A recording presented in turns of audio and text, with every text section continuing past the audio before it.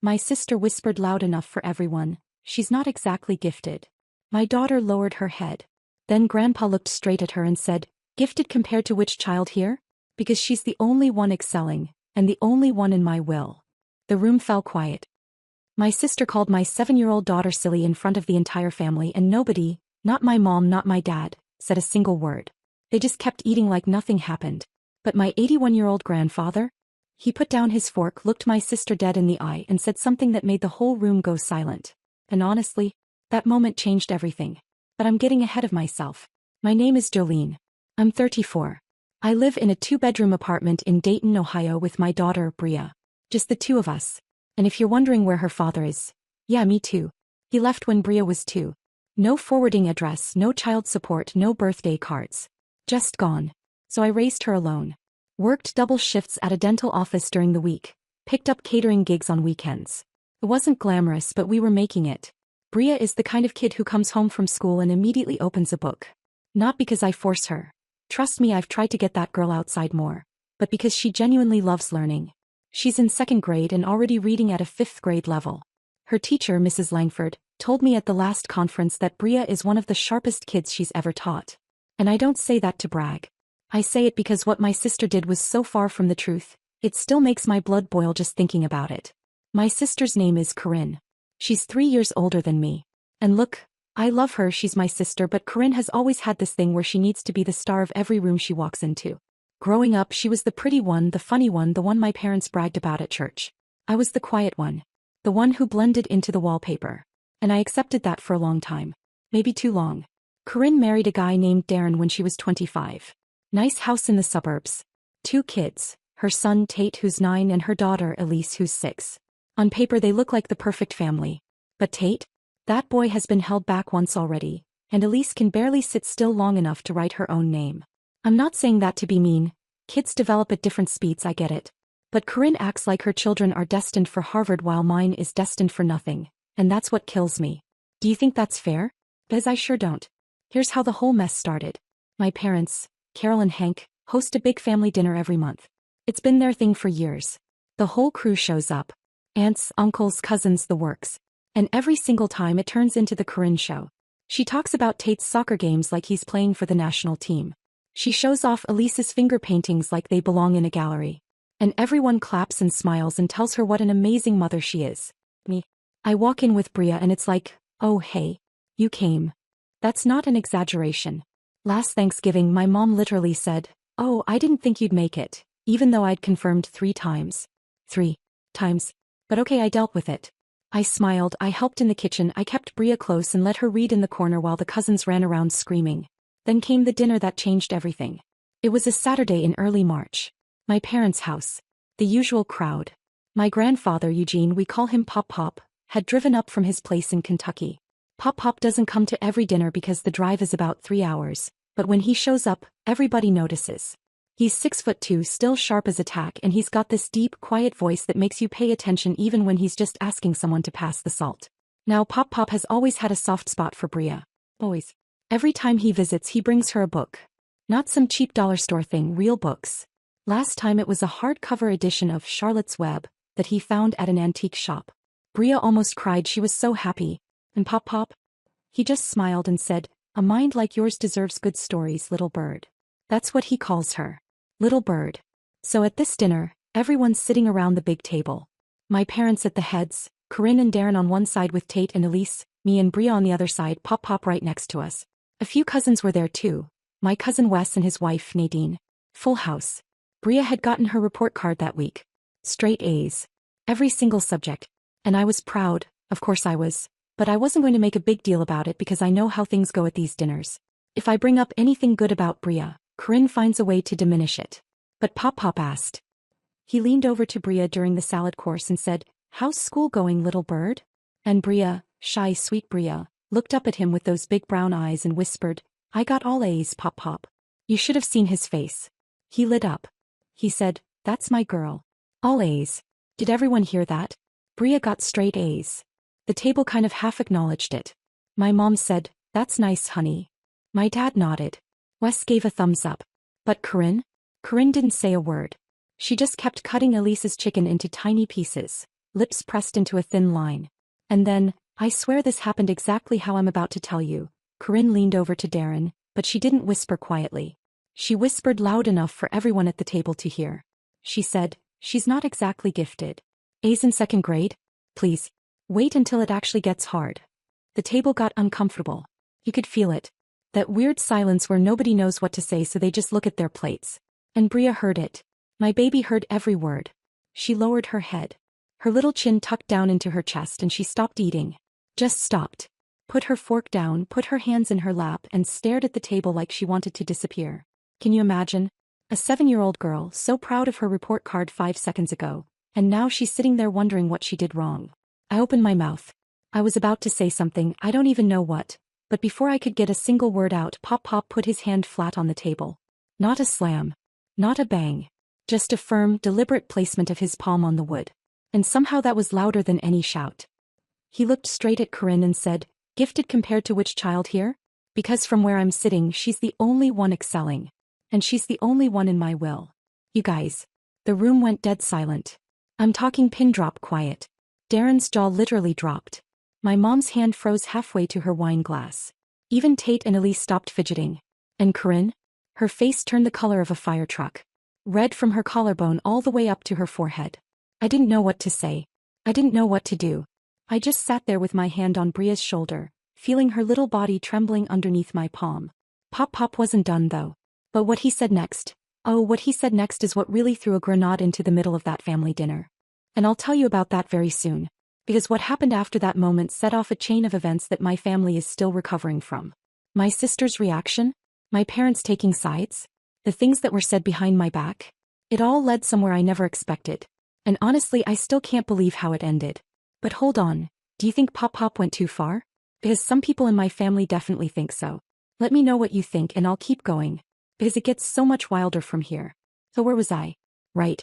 Pop had just told the entire table that Bria is the only one in his will. And the room was so quiet you could hear the ice settling in the glasses. Now let me tell you what happened in the next 30 seconds because it was like watching a car crash in slow motion. Corinne recovered first. She always does. That woman has never been speechless for long. She let out this laugh. Not a real laugh. One of those high-pitched fake ones that she does when she's trying to make something seem ridiculous. And she said, "Dad, are you seriously going to let him talk to me like that? At your table?" She didn't even address Pop directly. He went straight to my father. Classic Corinne move. When she's in trouble she runs to Daddy. And my dad? Hank. The man who has never once in my entire life taken my side over Corinne's? He cleared his throat, looked down at his plate and said, "I kid you not, Dad, maybe that was a little harsh." He said it to Pop. His own father. He told his 81-year-old father that defending a 7-year-old child who just got publicly humiliated was a little harsh. I felt my chest get tight. Because there it was again. The pattern. Corinne does something cruel and the whole family rearranges itself to make sure she doesn't feel bad about it. But Pop, he didn't flinch. He looked at my dad with this expression. I can't even describe it. Disappointment mixed with something deeper. Like he was seeing his own son clearly for the first time and didn't like what he saw. And he said, "Hank, your granddaughter just had her accomplishment torn apart by a grown woman at a dinner table, and your concern is that I was harsh? You raised 2 daughters. When did you decide only one of them mattered?" I almost fell out of my chair. I'm not being dramatic.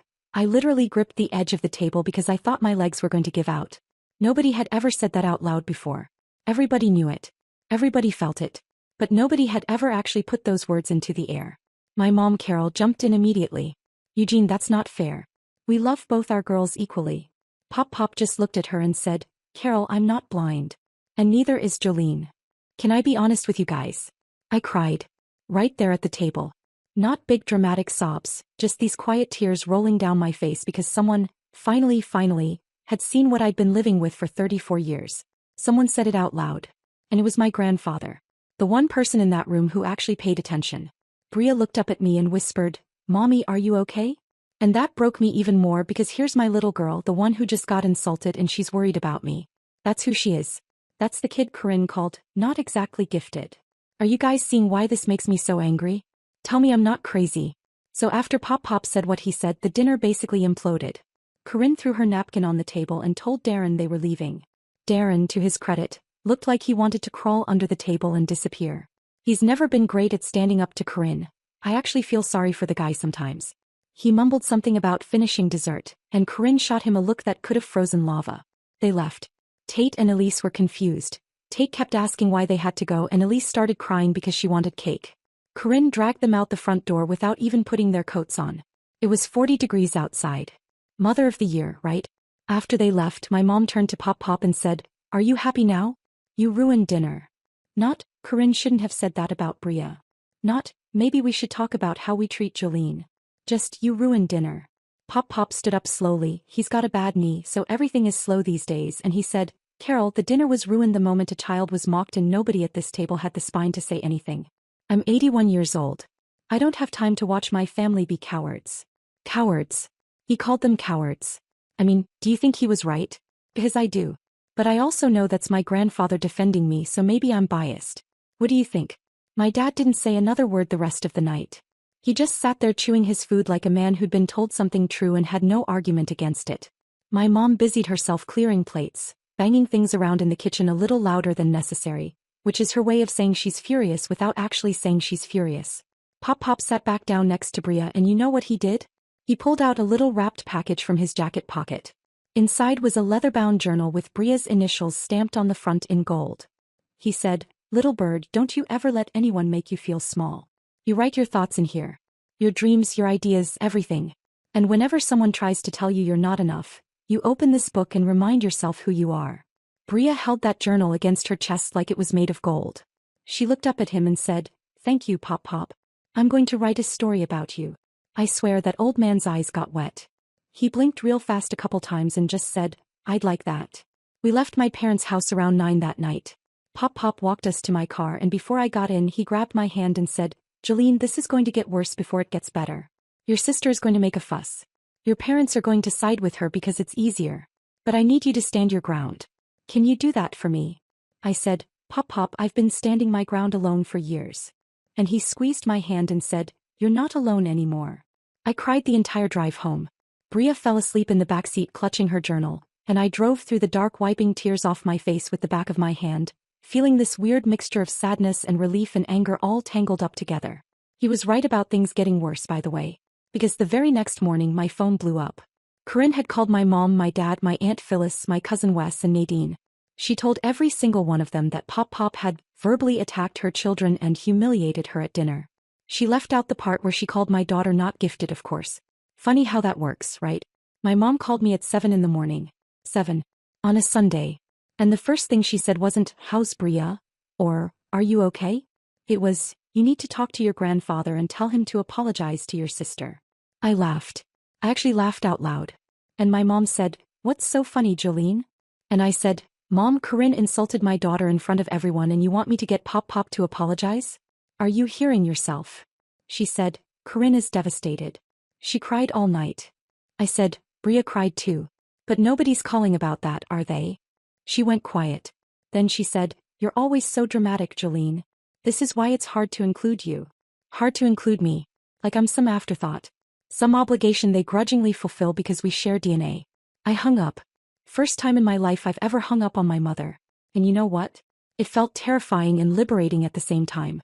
Like jumping off a cliff into water. You're screaming the whole way down, but once you hit you realize you can swim. Over the next 2 weeks things got uglier. Corinne started a group text with the whole family, minus me and Pop obviously, saying that Pop was losing it, and that his comment about the will was proof he was mentally declining. She was literally trying to make our grandfather sound senile because he told the truth. Can you believe that? She tried to make an 81-year-old man sound crazy because he called her out. I was furious. I was beyond furious. I wanted to drive to her perfect suburban house and tell her exactly what I thought of her. But Pop called me before I could do anything reckless. He said, "Jolene, don't engage. She wants a fight because a fight means she's the victim. Don't give her that." I said, "So what do I do?" And he said something I'll never forget. He said, "You wait. Because I'm not done." What did he mean by that? Oh, you'll find out. Because what Pop did next, the way he handled my parents, the way he handled Corinne, the way he quietly and methodically set things right, it was like watching a chess master play against people who didn't even know they were in a game. Me. I had my own moment coming. A moment where I finally stopped being the quiet one. The wallpaper girl. The afterthought. But that's coming very soon. And trust me, you are not ready for what Pop had planned.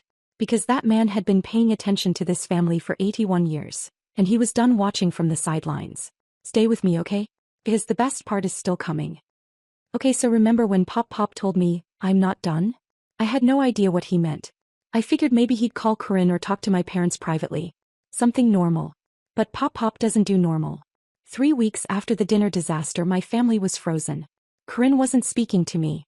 Mom gave one-word texts. Dad stopped calling. The only person checking on me was Pop, always ending calls with, hold tight, Jolene. Then Bria's school called. She was in the principal's office.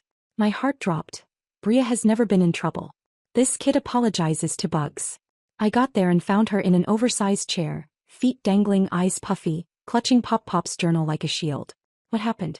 Tate, Corinne's son, found Bria at recess, told her she was the reason the family was falling apart, grabbed her journal, threw it in a puddle and pushed her when she tried to get it back. In front of everyone. That journal. The one with her initials in gold. Something shifted in me that day. I wasn't sad anymore. I was done. I dried the journal page by page with a hairdryer, called Pop, told him everything. For the first time ever he went truly quiet.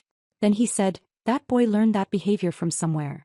He drove up from Kentucky the next morning, hugged Bria for 2 minutes straight, inspected every page of her journal, then said, call your parents. Family meeting. Saturday. Everyone. No exceptions. Tell them it's from me, and if anyone skips, they should be comfortable with the consequences. I made the calls. Nobody wanted to be on Pop's bad side, especially after that will comment. Saturday morning we drove over. Everyone was there. Corinne and Darren on the couch. My mom looking sour. My dad by the window, arms crossed. Even Wes and Nadine. Pop walked to the center of the room. Didn't sit. I'm going to talk. Nobody interrupts. If you interrupt, I leave and take my checkbook. Nod if you understand. Everyone nodded. Corinne added an eye roll naturally. He looked at her first. 3 weeks ago you insulted a 7-year-old at a dinner table. Your niece. Loud enough for everyone to hear. Cruelty doesn't accidentally find the perfect volume. Corinne opened her mouth.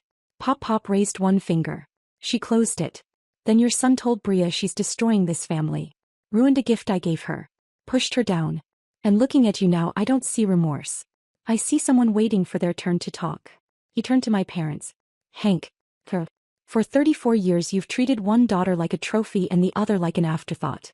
Jolene raised a beautiful, smart child completely alone. No help from her ex. Barely any from you, constant criticism from her sister. And Bria is thriving. That's not luck. That's a good mother. I was crying. Bria held my hand. Then he laid down the law. Corinne, no more negative comments about Bria anywhere, ever. If she does, he cuts her family from the will and redirects every cent of support he's been giving them. Wait, support? I didn't know about that. Corinne's face went white. Tate apologizes today. Any future bullying brings consequences beyond money. He looked at Tate and softened. Son, what you did wasn't your fault. You learned it. But you're old enough to choose who you want to be. Tate looked at Bria and said quietly, I'm sorry. My sweet girl said, it's okay, Tate. Pop said, it's not okay. But it can be. That's the difference. To my parents he said, favoritism is poison. It stops now. Make a real effort with Jolene and Bria. Not obligation. Not pity. My mom was crying. My dad looked like the wall was holding him up. And I stood there feeling something I hadn't felt in years. Seen. Afterward Pop talked privately with my mom for over an hour. When they came out she walked to me and said, I'm sorry, Jolene. I don't know when I stopped paying attention. Not magically fixed. But a start. And that was more than I'd ever gotten. Over the next 6 weeks things slowly shifted. Corinne texted congrats Bria, after a spelling bee. 2 words.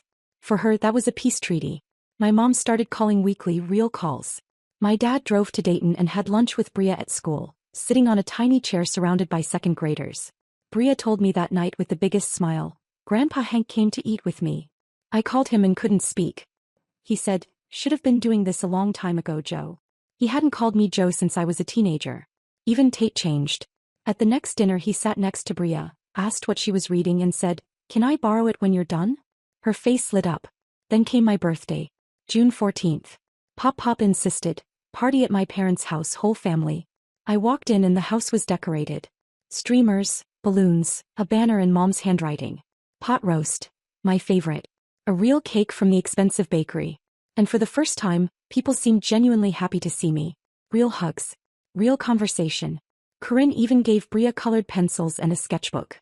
Said, I heard you like writing stories. Thought you'd want to draw pictures for them too. Bria's eyes went wide. Said, thank you, Aunt Corinne. And Corinne's eyes got glassy. Enough to erase everything? Oh, but something? Yeah. After dinner, Pop stood up. One more gift for the birthday girl. He pulled out car keys. Jolene, come outside. We all walked out, whole family trailing behind, and in the driveway sat a brand new crossover. Deep metallic blue. Red bow on the hood. Temporary plates. Pop handed me the keys. $70,000. Paid in full.